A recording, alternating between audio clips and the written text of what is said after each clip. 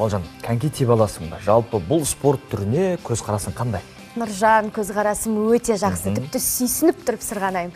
Және сенімен жарысуға да дайынмын. Тамаша, енді коньки десе еске бірден Алматы қаласында орналасқан Медеу мұз айдыны ойға келеді. Әрине. Рас қой.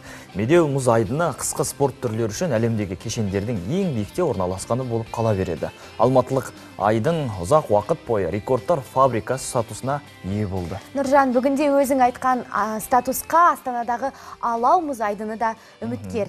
Жаңа коньки тебу стадионы барлық халықаралық стандарттарға сай әрі ресми жарыстар мен оқу жаттығу ойындарын өткізу үшін өте қолайлы. Бірінші рет өткізілген 7-ші қысқы Азия ойындарының барысында мұнда 9 континенттік рекорд қойылған. Коньки тебу қысқы демалыстың ең әдемі әрі ең қиын түрлерінің бірі.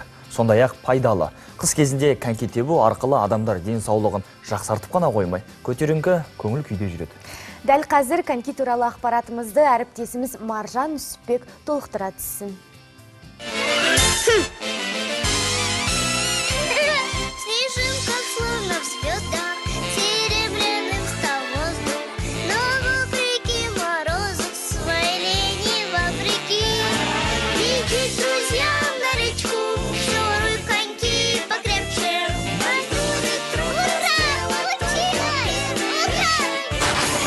Коньки теуіп, мәнерлеп сырғанауға, шорт-трекпен немесе триатлонмен айналысуға көпшілігіміз қызығатынымыз рас. Оның үстіне қыс мезгілінде балаларға коньки тебуді үйрету үшін үйірмелерге жазамыз. Ал кейде баланың оған деген қызығушылығы бар ма, коньки тебуге тым ерте баулып жатқан жоқпыз ба деген сұрақтар назардан тыс қалып қояды. Шынында баланы коньки тебуге неше жастан баулыған дұрыс? Әр спорт түрі әртүрлі қабылдайды. Біздің шорт-трекке біз балаларды 6-7 жастан бастап қабылдаймыз. Ал мәнерлеп сырғанау спорт түріне 4 жастан қабылдайды. Хоккей тоже 4 жастан қабылдайды, а коньки тебу спорты 9 жастан қабылдайды. Әселдің сөзінше, коньки тебуге балалардың қызығушылығы өте зор. Ата-ананың ықпалымен келгендердің өзі мұз айдынына шыққан соң өзінің қорқынышын жеңіп батыл бола түседі. Қыздар мәнерлеп сырғанауға көбірек бейім болса, ұлдар көбіне хоккей ойнауға келеді. Баланы ерте жастан конькимен сырғанауға үйретудің зияннан гөрі пайдасы көбірек.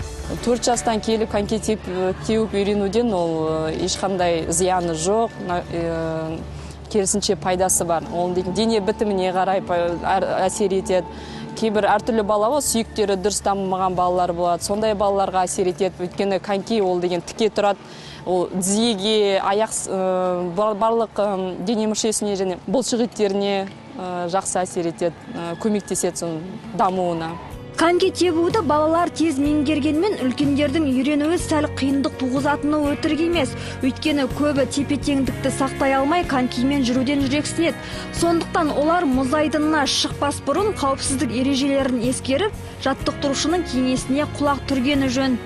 Мұзға шығар алдында жарақат алмау үшін біз сол үшін әртүрлі жаттығулар үйретеміз.